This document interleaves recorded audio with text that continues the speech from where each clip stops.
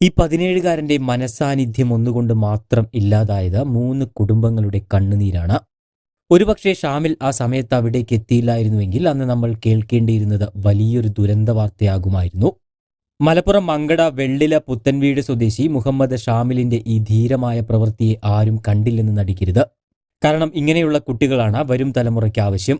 ഇവിടെ ആ പെൺകുട്ടികളുടെ ജീവൻ രക്ഷിക്കാൻ സഹായമായത് ഷാമിലിന് സ്കൂളിൽ നിന്നും ലഭിച്ച ബോധവൽക്കരണ ക്ലാസ് ആണ് എന്നതും അഭിമാനകരം തന്നെയാണ്. കഴിഞ്ഞ ഞായറാഴ്ചയാണ് സംഭവം നടക്കുന്നത്. അയൽവീട്ടിൽ സൽക്കാര ചടങ്ങിനായി എത്തിയതായിരുന്നു 3 പെൺകുട്ടികൾ. ചടങ്ങുകൾക്ക് ശേഷം ഇവർ സമീപത്ത് തന്നെയുള്ള കുളത്തിലേക്ക് എത്തിയതായിരുന്നു. ഇതേ സമയം തന്നെ ഷാമിലും സുഹൃത്തുക്കളും അവിടെ കുളിച്ചുകൊണ്ടിരിക്കുകയുമായിരുന്നു. പെൺകുട്ടികൾ അവിടെ എത്തിയതിന് പിന്നാലെ ഇവർ കുളി കഴിഞ്ഞ് വീട്ടിലേക്ക് മടങ്ങുകയും ചെയ്തു.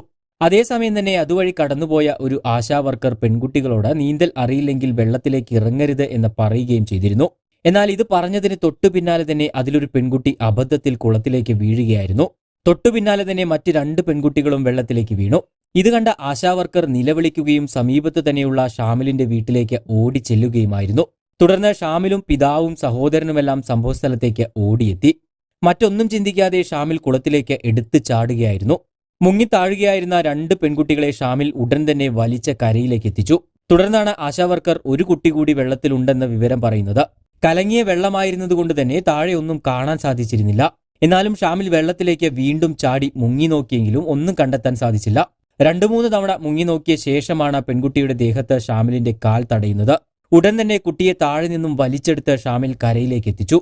എന്നാൽ ആ സമയത്ത് പെൺകുട്ടിയുടെ ശരീരമാകെ നീല നിറമായിരുന്നുവെന്നാണ് കണ്ടുനിന്നവർ പറഞ്ഞത്. ചുണ്ടുകളെല്ലാം മരവിച്ചു പോയിരുന്നു. കുട്ടി മരിച്ചുപോയെന്നായിരുന്നു എല്ലാവരും കരുതിയിരുന്നത്.